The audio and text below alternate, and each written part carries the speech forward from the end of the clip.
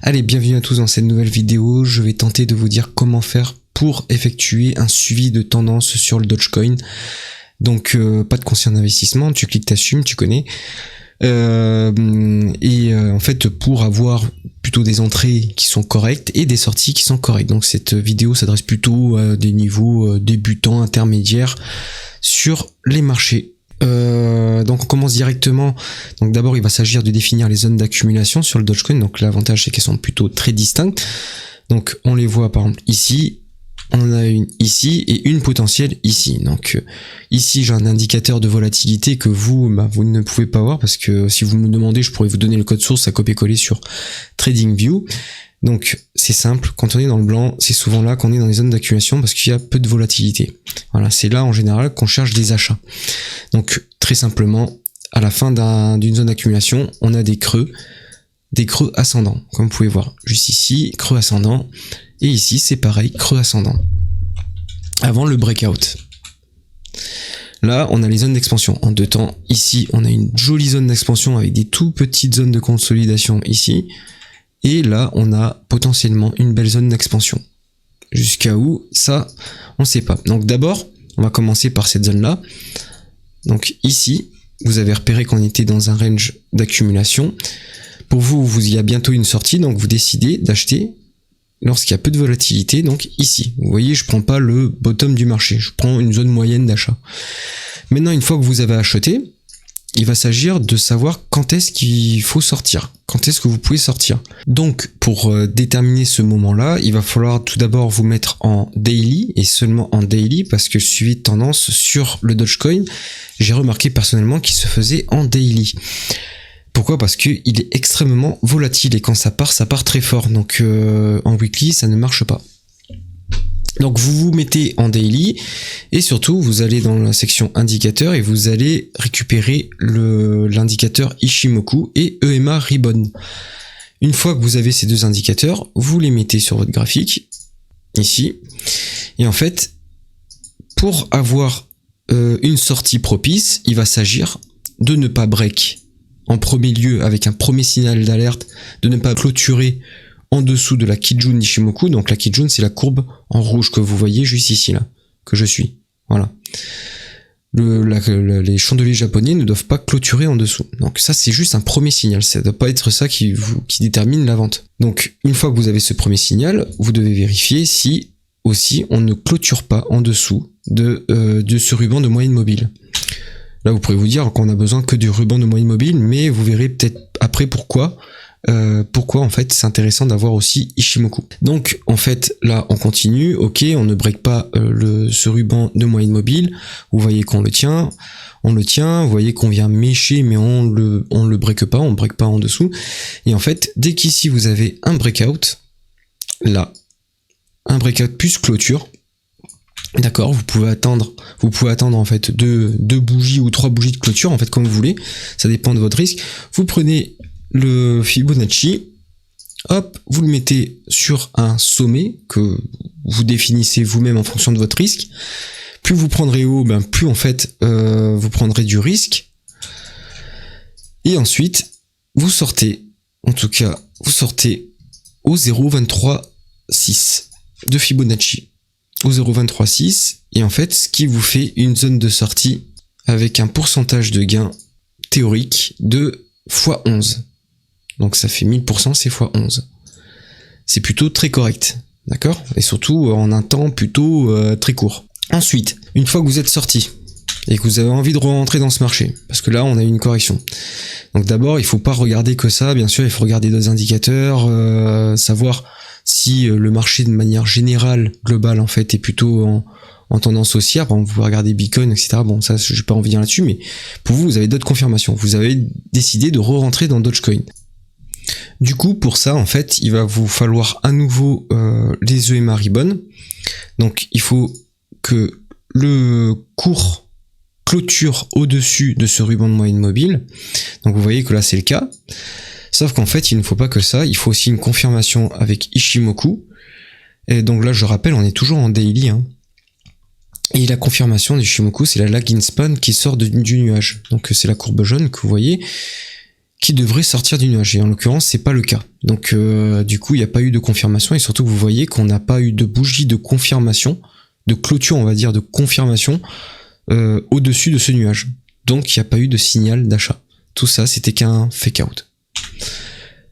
Donc, par contre, ici, vous avez un potentiel signal, juste là. Je vais vous le mettre là, d'achat. Donc je vais être gentil quand même, je vais vous le mettre plutôt large, pour vous montrer qu'en fait, vous pouvez faire du bénéf sans prendre de bottom de marché, quoi. Donc, je sais que vous allez dire que c'est toujours très facile de faire ça a posteriori, mais bon, après, je vous montrerai comment ça se passe juste dernièrement, quoi. Donc du coup, pour en revenir là où j'en étais, donc là en fait vous voyez que la lagging span est bien sortie du nuage, que le cours est bien au-dessus de ce ruban de moyenne mobile et bien au-dessus de la Tenkan, de la Kijun, etc. Donc en fait ici, vous avez eu tous les signaux qui vous indiquaient qu'on était potentiellement retourné dans de la hausse sur Dogecoin. D'accord ? Avant ça, il n'y avait pas de signal. Donc ok, vous avez décidé de rentrer, vous rentrez ici à peu près. Voilà, très large. Ensuite, vous voyez que hop, on applique le suivi de tendance. Donc suivi de tendance, on ne break pas la Kijun. Vous voyez que le marché est fort haussier. Et ici, on a notre premier signal de breakout avec clôture. Et surtout, en fait, on l'a eu ici, notre signal. Donc là, on fait pareil que tout à l'heure. Vous prenez votre Fibo, vous le mettez en haut. Là, je vous ai déjà dit que c'est vous qui décidez en fonction de votre risque.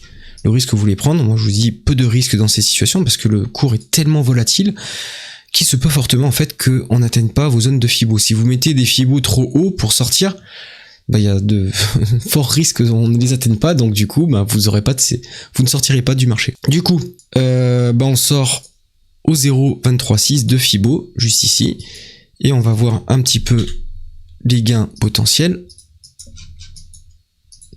Gain potentiel, donc vous avez acheté ici et vous avez vendu ici, ça vous fait un x4, 305% x4. Ce qui est une très très bonne perf, surtout pour le temps en fait. En termes de temps, c'est juste excellent. Vous voyez, en 2 mois là, c'est excellent. Essayez de faire x4 dans la bourse en 2 mois. Enfin bref, parce que là c'est pas très compliqué là. Donc ensuite, là on a eu le bear market, donc on va pas venir dessus. On attend en fait des zones d'accumulation comme je vous ai dit tout à l'heure au début de la vidéo. Là, on reprend signal d'achat, d'accord ? Exactement la même chose. Donc là, je vais être gentil, je vais vous le mettre plutôt haut, d'accord ? Je vais pas vous mettre en bas du range. Voilà, vous attendez vraiment les signaux, les creux ascendants, etc. Pour vous, on est à l'aube de breaker, hein, avec d'autres indicateurs qui vous disent ça. Ici c'est exactement le même exercice, donc en fait on fait le suivi de tendance avec les EMA et Ichimoku et vous allez voir que ça c'est très très très pertinent. Du coup en fait on l'applique ici. Là vous voyez qu'on ne clôture pas en dessous de ce ruban de moyenne mobile, donc il n'y a pas de problème, on continue. Là vous voyez qu'on a clôturé en dessous de la Kijun ici, mais pas de quoi s'inquiéter parce que les EMA ont fait office de support. Ici, ça c'était pour rect tous les mecs à levier, mais vous voyez qu'il n'y avait pas de quoi s'inquiéter parce qu'on n'a absolument pas clôturé en dessous de ce ruban de moyenne mobile. Donc là, hop, on pump. Ici, on continue cette tendance. Vous voyez qu'on n'a pas clôture en dessous de la Kijun, toujours pareil, mais pas de clôture en dessous de ce ruban de moyenne mobile. Donc pas de quoi s'inquiéter. Exactement pareil encore ici. Et vous voyez que c'est exactement la même chose, hein. Là, la différence, c'est qu'on pénètre dans le nuage. Donc là, quand on break en dessous du nuage de Shimoku, c'est vraiment le signal que c'est vraiment la fin de la tendance, en tout cas en daily. Et ici, on break absolument pas, hein, donc continuation de tendance. On continue. Ici, c'est juste magnifique la clôture qu'on a, hein. C'est une clôture quasiment parfaite sur la Kijun d'Ishimoku. Et là, vous voyez qu'on arrive vers une fin de tendance. Ici, on a clôturé. Alors là, c'était pas une magnifique clôture avec 3 bougies de confirmation.